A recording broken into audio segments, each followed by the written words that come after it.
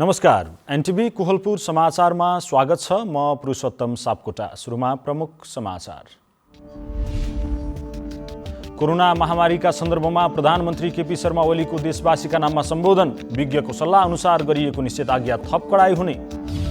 नेपालमा आज अहिलेसम्मकै धेरै 7,300 बढी संक्रमित थपिए। कर्णाली सरकारद्वारा संक्रमणबाट मृत्यु भएकाका परिवारलाई राहत प्याकेज घोषणा।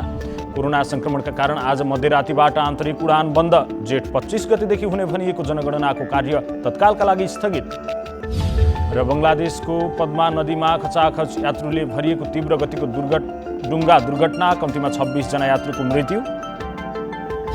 र अन्तर्राष्ट्रिय क्रिकेट परिषद आइसिसीको T20को वरियतामा नेपालको स्थान सुधार। नेपाल 13औं स्थानमा उक्लियो।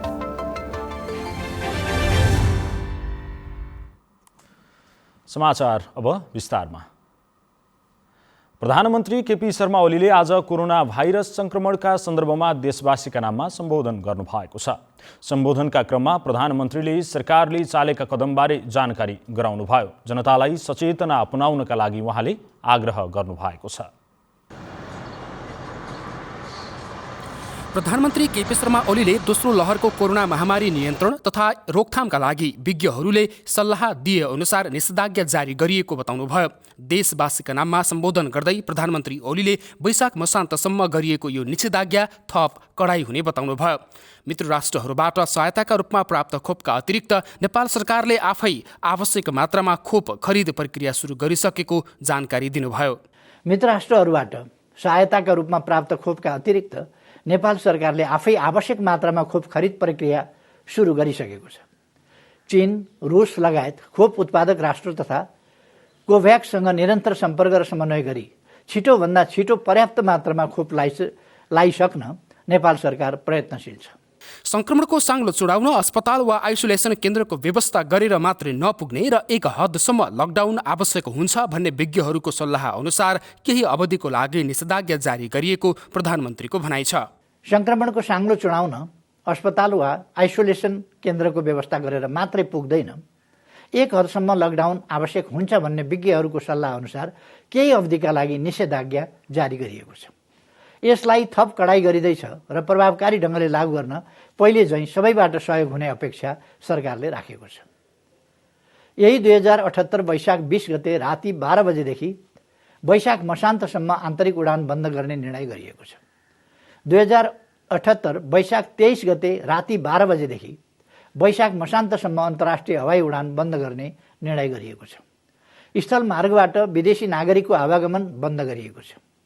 नेपाली नागरिक प्रवेशका लागि नेपाल भारत बीच रहेका सीमा नाका मध्ये 13 नाका मात्र सञ्चालनमा ल्याइएको छ। जनशक्तिको अभाव हुन नदिन अवकाश प्राप्त चिकित्सक र स्वास्थ्य कर्मीहरूलाई 1 वर्षका लागि करारमा भर्ना गरिने, कोरोनाको पहिचान, उपचार, बिरामी र सब व्यवस्थापनमा संलग्नहरूलाई तलब स्केलको 50% जोखिम भत्ता, परिवारको उपचार र बिमाको व्यवस्था गरिने र निषेधाज्ञाका कारण कसैलाई पनि भोकै पर्न नदिनेमा सरकार सचेत रहेको प्रधानमन्त्रीको भनाइ छ। कोभिडको उपचारमा प्रयोग हुने एन्टिभाइरल औषधि तथा अन्य जीवनरक्षक औषधि प्रत्येक अस्पतालले मौतातमा राख्नुपर्ने व्यवस्था गरिएको छ। यस्ता औषधिको कृत्रिम अभाव सिर्जना गर्ने र कालोबजारी गर्नेलाई कडा कारबाही गरिनेछ। स्वास्थ्य जनशक्तिको अभाव हुन नदिन सङ्घ, प्रदेश र स्थानीय तहमा अवकाश प्राप्त चिकित्सक तथा अन्य स्वास्थ्यकर्मीलाई 1 वर्षका लागि करारमा भर्ना गरिनेछ। कोभिड-19 को पहिचान, निदान, उपचार र बिरामीको ओसार प्रसार र सब व्यवस्थापनमा प्रत्यक्ष रूपमा संलग्न चिकित्सक, स्वास्थ्यकर्मी, चालक तथा सहचालक र सफाई कर्मीका साथै कर्मचारीहरूलाई सुरु तलब स्केलको 50% जोखिम भत्ता, परिवारको उपचार र बिमाको व्यवस्था गरिनेछ। गत वर्ष गरिएको बन्दाबन्दी र निषेधाज्ञाको समयमा पालना गरेको अनुशासनले महामारीको असर कम हुन गएको भन्दै हेलचक्र्याईले महामारी फैलिन बल पुर्याएको तथ्यलाई सबैले मनन गर्न आग्रह गर्नुभयो। महामारी नियन्त्रणका लागि सरकारले चालेका कदम र लिएका पहलमा सबैको साथ सहयोग प्राप्त हुने प्रधानमन्त्रीको विश्वास छ। नवीन नेपाली, एनटिभी कोहलपुर। नेपालमा आज कोरोना भाइरसका 7,388 जना नयाँ संक्रमित थपिएका छन्। स्वास्थ्य तथा जनसङ्ख्या मन्त्रालयले पछिल्लो 24 घण्टामा 16,658 जनाको आरटीपीसीआर परीक्षण गरेकोमा 7,388 जनामा संक्रमणको पुष्टि भएको जनाएको छ।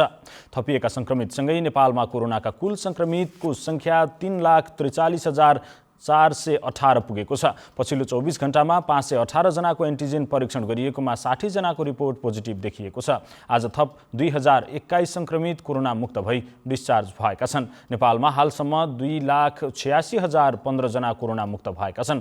नेपालमा 54,041 जना सक्रिय संक्रमित रहेका छन्। पछिल्लो 24 घण्टामा 37 जना संक्रमितको मृत्यु भएको छ। यो सँगै कोरोना संक्रमणबाट 3,362 जनाको मृत्यु भएको मन्त्रालयले जनाएको छ। कर्णाली प्रदेशमा कोरोना भाइरसको संक्रमण भयावह बन्ने खतरा बढेपछि कर्णाली सरकारले नागरिकहरूका लागि राहत प्याकेज घोषणा गरेको छ। मुख्यमन्त्री तथा मन्त्री परिषदको बैठकले कोरोना संक्रमणबाट मृत्यु भएका परिवारलाई जनही 1 लाख राहत रकम उपलब्ध गराउने निर्णय गरेको हो। संक्रमणबाट मृत्यु भएका परिवारलाई सामाजिक विकास मन्त्रालयको समन्वयमा आवश्यक कार्यविधि, मापदण्ड र आधार बनाएर प्रदेश विपद व्यवस्थापन कोषबाट रकम उपलब्ध गराउने निर्णय गरेको सरकारका प्रवक्ता विमला केसीले जानकारी दिनुभयो। बैठकले अक्सिजन सिलिन्डर र अक्सिजन आपूर्ति गर्न अस्पतालहरूलाई 1-1 करोड रकम दिने निर्णय समेत गरेको छ।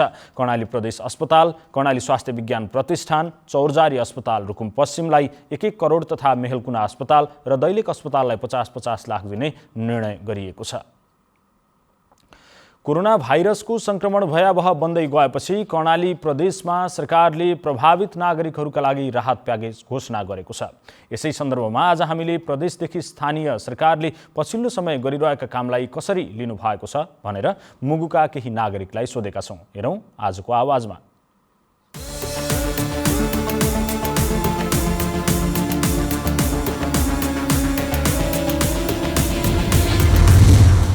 मैले यस्तो माने मैले त रात दिनुभन्दा पहिल्यै मान्छेकन औषधि ल्याएर औषधि गरेर मान्छे बचाउने काम गरेपछि मलाई ठिक लागेको छ।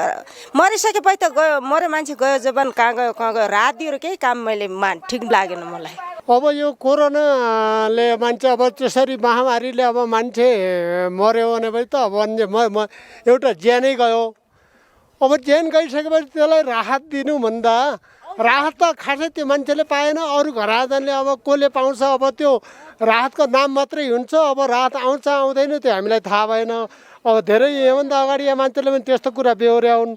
तर त्यो राहत पछि मान्छे मरिसकेपछि राहत दिनुभन्दा अहिले त्यसलाई उपचार त्यो नमर्ने कसरी अब त्यो तिनीहरूको ज्यान कसरी बचाउन सकिन्छ र कसरी अब रोगलाई निर्मूल गर्न सकिन्छ, त्यो मान्छे मरेर औषधि गरेर उपचार निको हुनुभन्दा त मान्छे अनि रोग लाग्नै नदिनु राम्रो कुरा हो।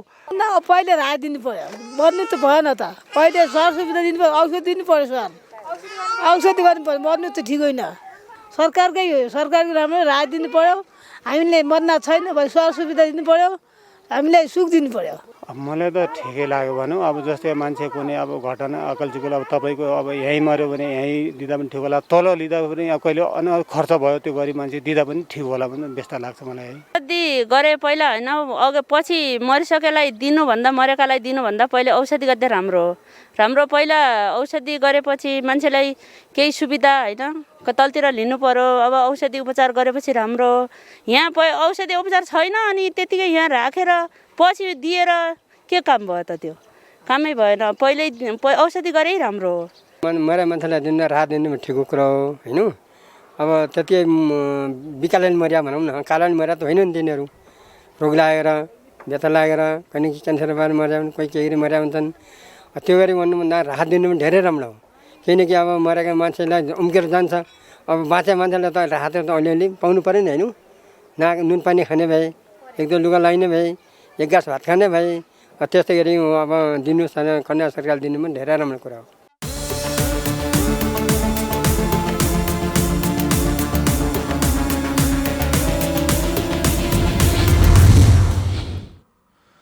लुम्बिनी प्रदेशका मुख्यमन्त्री शङ्कर पोखरेलले मन्त्री परिषद थप विस्तार गर्नुभएको छ। मुख्यमन्त्री शङ्कर पोखरेलले सरकारमा 2 मन्त्रीको पुनर्नियुक्ति गरेसँगै मन्त्रीमण्डलको संख्या 7 पुगेको छ। आइतबार पुनर्नियुक्ति भएपछि मुख्यमन्त्री शङ्कर पोखरेलले शिक्षा तथा सामाजिक विकास मन्त्रीमा कल्पना पाण्डे र भौतिक पूर्वाधार विकास राज्य मन्त्रीमा सुमन शर्मालाई मन्त्रीमण्डलमा पुनः समावेश गर्नुभएको हो। उहाँहरू दुवै जसपाबाट मन्त्रीमण्डलमा सहभागी हुनुभएको हो। आजै दुवै मन्त्रीहरूको पद तथा गोपनीयताको शपथ लिनुभएको छ। मुख्यमन्त्रीले हिजो आर्थिक मामिला तथा योजना मन्त्रीमा बैजनाथ चौधरी, स्वास्थ्य तथा जनसङ्ख्या मन्त्रीमा हरि रिजाल, भौतिक पूर्वाधार विकास मन्त्रीमा सन्तोष पाण्डे र भूमि व्यवस्था, कृषि तथा सहकारी मन्त्रीमा विजय बहादुर यादवलाई नियुक्त गर्नुभएको थियो। यसैबीच सरकारले सुदूरपश्चिम र गण्डकी प्रदेशका प्रदेश प्रमुख परिवर्तन गरेको छ। राष्ट्रपति विद्यादेवी भण्डारीले आज मन्त्री परिषद बैठकको सिफारिसमा सुदूरपश्चिम प्रदेशमा गंगा प्रसाद यादव र गण्डकी प्रदेशमा सीता पौडेललाई प्रदेश प्रमुखमा नियुक्त गर्नुभएको हो। यसअघि सुदूरपश्चिममा शर्मिला कुमारी पन्त र गण्डकीमा अमिक शेरचन प्रदेश प्रमुख हुनुहुन्थ्यो। दुवैजनालाई आजै पदमुक्त गरी नयाँ प्रदेश प्रमुख तोकिएको हो। समाचारको क्रम जारी नै छ। अहिलेलाई एकैछिनको विश्राम।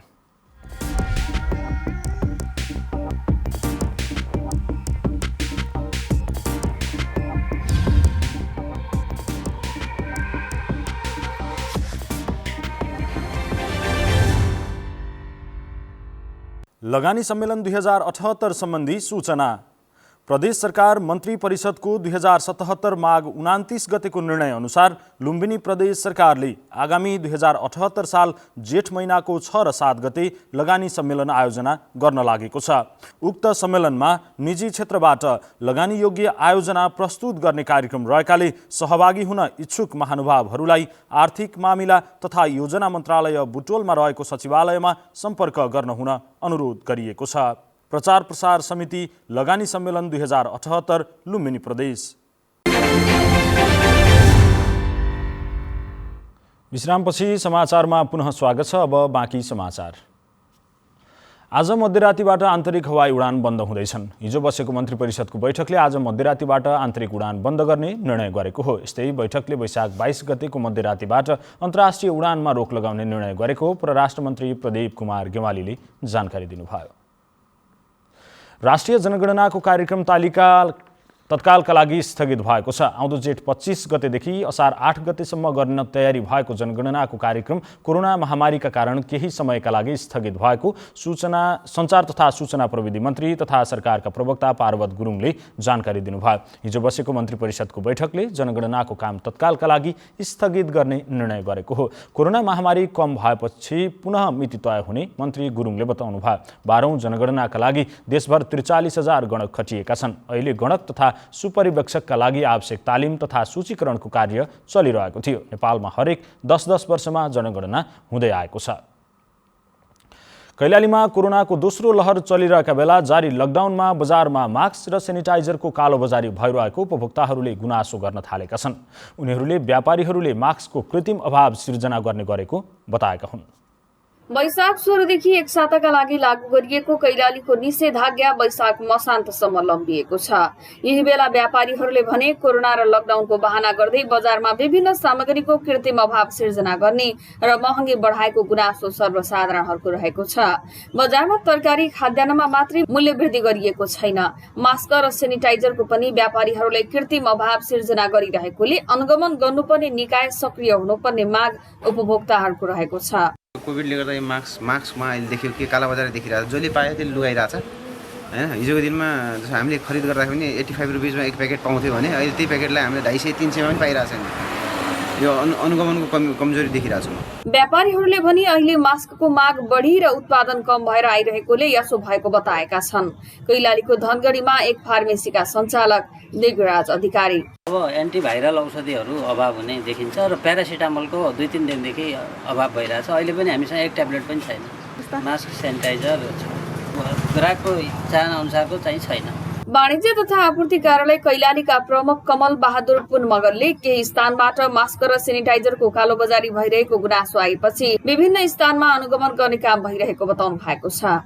उहाँले अहिले बजारमा मास्क र सेनिटाइजरको माग बढिरहेकोले यसमा कालोबजारी हुन नपाओस् भनेर अनुगमन गर्ने काम भइरहेको बताउनु भएको छ। उहाँले कही कालोबजारी भइरहेको भए उपभोक्तालाई वाणिज्य कार्यालयमा खबर गर्न आग्रह गर्नु भएको छ। मास्कको अलिकति सर्टेज भएको देखिएको छ।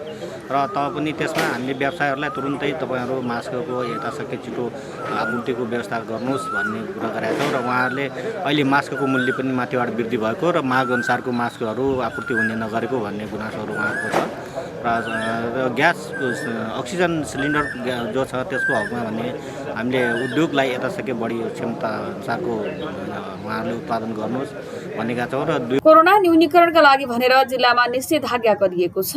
चिकित्सकहरूले अत्यावश्यक कामले बाहिर निस्कदा कसैसँग कुरा गर्दा अनिवार्य मास्कको प्रयोग गर्न सुझाव दिएका छन्। यही बेला व्यापारीहरूले मास्क र सेनिटाइजरको कालोबजारी गरिदिँदा आफूहरू मारमा परेको गुनासो उपभोक्ताहरूको रहेको छ।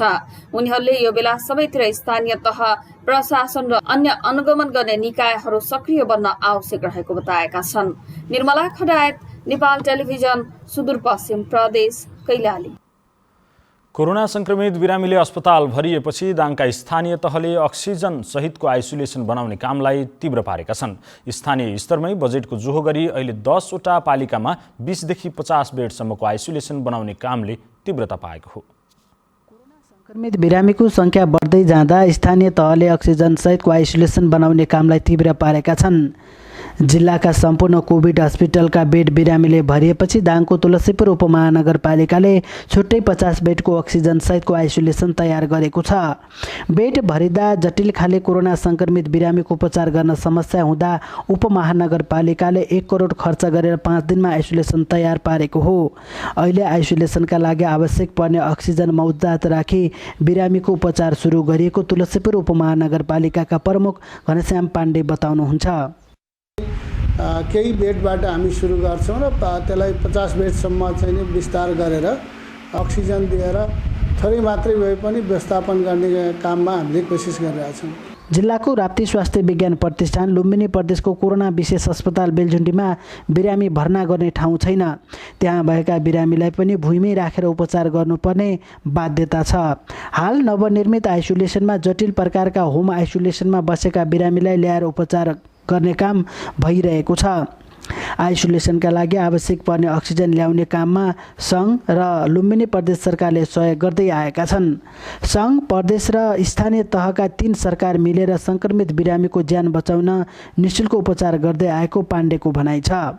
हामीले आइसोलेसन सेन्टरमा रहेका बिरामीहरूलाई निःशुल्क रूपमा चाहिँ सेवा प्रवाह गर्ने गरिकन व्यवस्था चाहिँ मिलाएका छौँ। कोरोना विशेष अस्पताल बेलझुन्डी 65, राप्ती स्वास्थ्य विज्ञान प्रतिष्ठान 100, घोराई उपमहानगरपालिका 40, बबई, शान्तिनगर, दङ्गीशरण र बङ्गलाचुली गाउँपालिकाले अक्सिजन सहित 20 बेडको आइसोलेसन तयार पार्ने काम पनि भइरहेको छ। जनक नेपाली, नेपाल टेलिभिजन, लुम्बिनी प्रदेश, दाङ। सल्यानमा कोरोना भाइरस संक्रमितका बिरामी र मृतकको संख्या बढ्न थालेपछि जोखिम बढेको छ। 16 बेडको आइसोलेसन वार्ड रहेको जिल्ला अस्पतालमा लक्षणसहितका बिरामी बढ्न थालेपछि जिल्ला अस्पताल सल्यानमा भर्ना लिने अवस्था नभएको बताइएको छ। सल्यानमा 1 हप्ताभित्र 5 जनाले कोरोना भाइरस संक्रमणबाट ज्यान गुमाइसकेका छन्। शनिबार जिल्ला अस्पताल सल्यानमा उपचारका क्रममा रोल्पाकी 1 महिलाको मृत्यु भयो। त्यसको केही समय बित्न नपाउँदै सल्यानका 26 वर्षीय युवकको मृत्यु भयो। एकै दिन 2 जना कोरोना संक्रमितको मृत्यु भएको छ। अहिलेको कोरोनाको अवस्था आकलन गर्दाखेरि चाहिँ गम्भीर प्रकारका केसहरू दिन प्रतिदिन बढिरहेका छन् र अहिलेसम्म जम्मा 5 जनाको चाहिँ कोरोनाको कारणले सल्यान जिल्लामा चाहिँ मृत्यु भइसकेको छ। 2 जनासम्मको पनि मृत्यु भएको छ। गएको वर्ष जिल्लामा कोरोना भाइरसका बिरामी बढे पनि यसरी मृतकको संख्या भने बढेको थिएन। अघिल्लो वर्षको तुलनामा सल्यानमा बढी लक्षण सहितका बिरामी देखिएका छन्, तर अस्पतालमा राख्ने ठाउँ नभएपछि उनीहरू सबै होम आइसोलेसनमा बसेका छन्, जसले गर्दा थप जोखिम बढेको छ। यो कोभिडको बिरामीहरू दिनदिनै बढिरहेको अवस्था छ हैन, मृत्यु पनि त्यत्तिकै मात्रामा चाहिँ भइरहेको अवस्था छ। हामीलाई चाहिँ बेड पनि आइसोलेसनको लागि बेड चाहिँ एकदमै न्यून छ। 16 वटा बेड मात्रै छ। अझ हामी कहाँ अशिक्षित बिरामीहरूको लागि चाहिँ आइसियु र भेन्टिलेटरहरू पनि हामीले स्थापना गर्न सकेका छैनौँ। फेरि पनि हामीसँग बिरामीको सङ्ख्या एकदमै धेरै छ। हाम्रो इमर्जेन्सीमा पनि त्यत्तिकै मात्रामा चाहिँ बिरामी आइरहेको छ भने यता आइसोलेसनमा पनि बिरामी एकदमै धेरै छ। नयाँ भेरिएन्ट सहितको भाइरस सबै स्थानीय तहमा फैलिएको र थप जोखिम हुन सक्ने भन्दै सल्यानमा 19 गतेदेखि निषेधाज्ञा जारी गरिएको छ।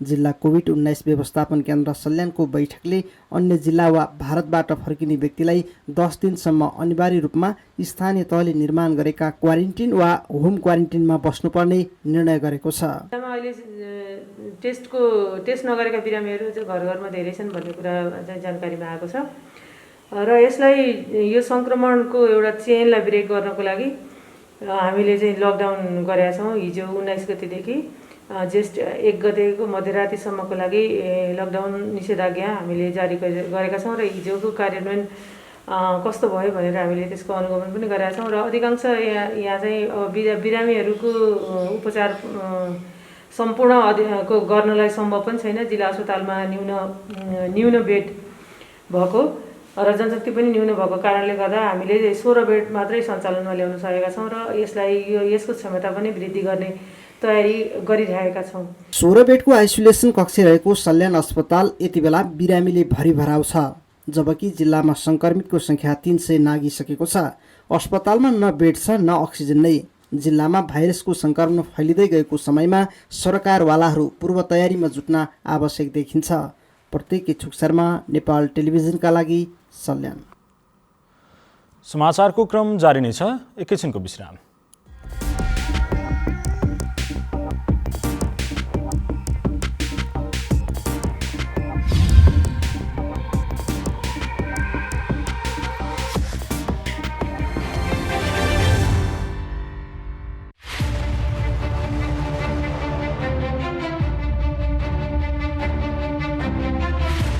समृद्ध प्रदेश, खुशी जनता। लगानी योग्य आयोजनाको पहिचान।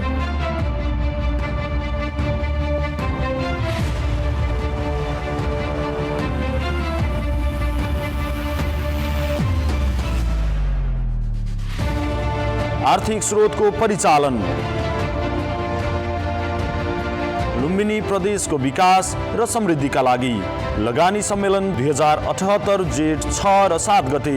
प्रचार प्रसार समिति लगानी सम्मेलन 2078 लुम्बिनी प्रदेश सरकार। तपाईं एनटिभी कोहलपुर हेर्दै हुनुहुन्छ। अब बाँकी समाचार। विद्युत विस्तारको जिम्मा लिएको ठेकेदारको लापरवाहीका कारण रोल्पाको सुनछारी गाउँपालिकामा विद्युत सेवा अझै पुग्न सकेको छैन। वर्षौंदेखि अलपत्र परेको विस्तारको काम समयमै सम्पन्न गराउन विद्युत कार्यालयले ताकेता नगर्दा स्थानीयहरू मर्कामा परेका छन्। सुनछहरी गाउँपालिकाको केन्द्र पोबाङमा विद्युत विस्तारको काम सुरु भएको 2 वर्षभन्दा धेरै भयो, तर ठेकेदारको लापरवाहीका कारण हालसम्म स्थानीयले बत्ती बाल्न पाएका छैनन्। यहाँका धेरैजसो घरमा वायरिङ गरेको पनि 1 वर्ष पुग्न लाग्यो, तर बत्ती कहिले बल्छ स्थानीयलाई कुनै थाहा छैन। यो वायरिङ चाहिँ अब छिट्टै आउँदैछ, अब प्रत्येकको घरमा गर्ने भनेर चाहिँ सबै यो गाउँभरि सबै वायरिङको काम भइसकेको छ। अब छिट्टै आउँछ भनेर खोइ कहिले आउने थाहा छैन। आउन चाहिँ आउँछ, 2-4 महिना भने लाग्छ भन्ने हुनुहुन्थ्यो। विद्युतको कामका लागि सदरमुकाम धाउन थालेको पनि झन्डै 4 वर्ष पुग्न थालेको गाउँपालिकाका अध्यक्ष आशबहादुर पुनको गुनासो छ। मैले विद्युतको लागि धेरै प्रयत्न गरेँ, यद्यपि यो सङ्घीय सरकारको कार्यालय मार्फत चाहिँ सञ्चालन हुने भएकोले म धेरै पटक विद्युत कार्यालयमा पनि गएँ, विद्युतको हाकिमलाई पनि धेरै पटक भेटेँ, चिठी पनि दिएको छु। अनि निवर्तमान मन्त्री ऊर्जा मन्त्री वर्षमान पुन अनि विद्युतको हाकिमसँग संयुक्त रूपमा चाहिँ यो विषयमा व्यापक अन्तर्क्रिया छलफल पनि गरिरहेछ। बजेट विद्युतको लागि चाहिँ व्यापक रूपमा आयो, तर यसको गुणस्तरीयता र यसको गतिमा चाहिँ एकदम सुस्त छ। यो कार्यालयकै चाहिँ अब अलिकति उदासीन हो भन्ने कुरो मलाई चाहिँ लागिराखेको छ। सङ्घीय सरकार मार्फत गत 2 वर्ष अघि नै जिल्लाभर विद्युत विस्तारका लागि टेन्डर भए पनि निर्माणको जिम्मा पाएको आरके कन्स्ट्रक्सनले काममा ढिलाइ गर्दा जिल्लाका अधिकांश ठाउँमा विद्युत विस्तार हुन सकेको छैन। स्थानीय सरकारले पटक पटक विद्युत कार्यालयमा काम छिटो गर्न माग गर्दा पनि कार्यालयको व्यवस्थाका कारण स्थानीय अन्धकारमा बस्न बाध्य भएको जनप्रतिनिधिहरूकै गुनासो छ। माधव कुमार ओली, नेपाल टेलिभिजन, लुम्बिनी प्रदेश, रोल्पा। अब अन्तर्राष्ट्रिय समाचार।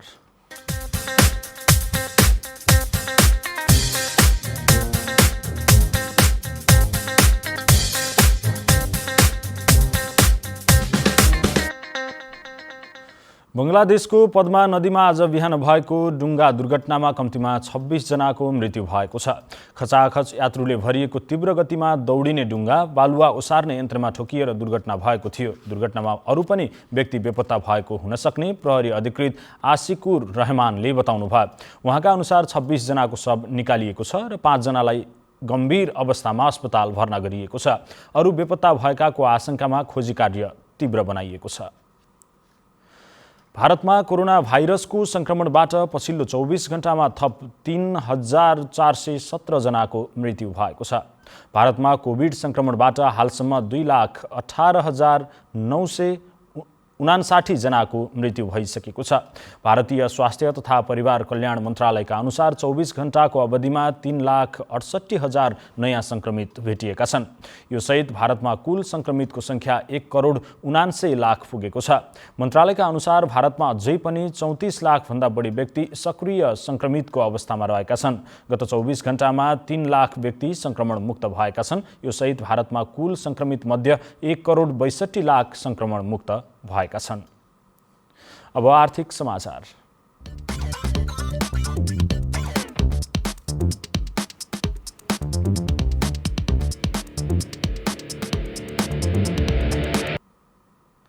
नेपाली बजारमा हिजोको तुलनामा छापामाल सुनको मूल्य आज 400 रुपियाँले बढेर प्रतितोला 90,400 रुपियाँमा कारोबार भयो। तेजाबी सुन पनि 400 रुपियाँले नै बढेर 89,900 रुपियाँमा कारोबार भएको नेपाल सुनचाँदी व्यवसायी महासङ्घले जनाएको छ। त्यस्तै चाँदी हिजोको तुलनामा आज 5 रुपियाँले बढेर प्रतितोला 1,300 रुपियाँमा कारोबार भएको महासङ्घले जनाएको छ। अब खेलकुद समाचार।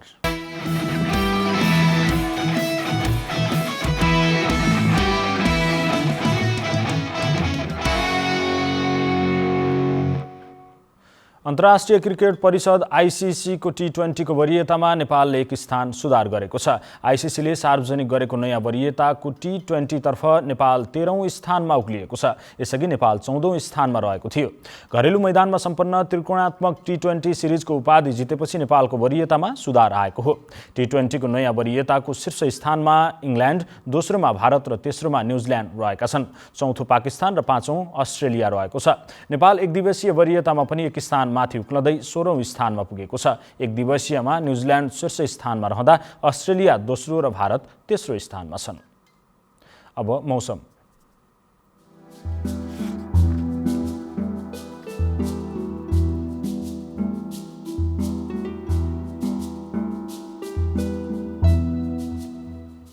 आज देशका पहाडी भूभागका केही स्थानमा मौसम सामान्यदेखि पूर्ण बदली रही बाँकी भूभागका भागहरूमा आंशिक बदली रह्यो। आज राति केही स्थानमा मेघगर्जन, चट्याङसहित हावाहुरी र हल्कादेखि मध्यम वर्षाको सम्भावना रहेको छ।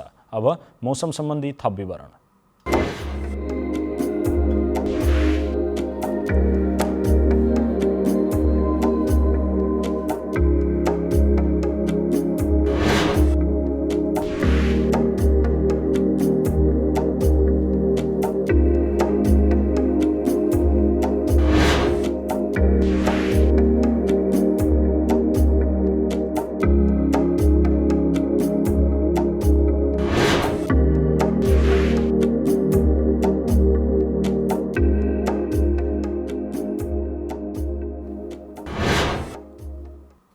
समाचारको अन्त्यमा प्रमुख समाचार पुनः एकपटक। कोरोना महामारीका सन्दर्भमा प्रधानमन्त्री केपी शर्मा ओलीको देशवासीका नाममा सम्बोधन, विज्ञको सल्लाह अनुसार गरिएको निषेधाज्ञा थप कडाई हुने। नेपालमा आज अहिलेसम्मकै धेरै 7,300 बढी संक्रमित थपिए। कर्णाली सरकारद्वारा संक्रमणबाट मृत्यु भएका परिवारलाई राहत प्याकेज घोषणा। कोरोना संक्रमणका कारण आज मध्यरातिबाट आन्तरिक उडान बन्द। जेठ 25 गतेदेखि हुने भनिएको जनगणनाको कार्य तत्कालका लागि स्थगित। बङ्गलादेशको पद्मा नदीमा खचाखच यात्रुले भरिएको तीव्र गतिको डुङ्गा दुर्घटना, कम्तीमा 26 जना यात्रुको मृत्यु। र अन्तर्राष्ट्रिय क्रिकेट परिषद ICC को T20 को वरियतामा नेपालको स्थान सुधार, नेपाल 13औं स्थानमा उक्लियो। हवस् त अहिलेलाई समाचारको सिलसिला यति नै। बिदा दिनुहोस्। नमस्कार।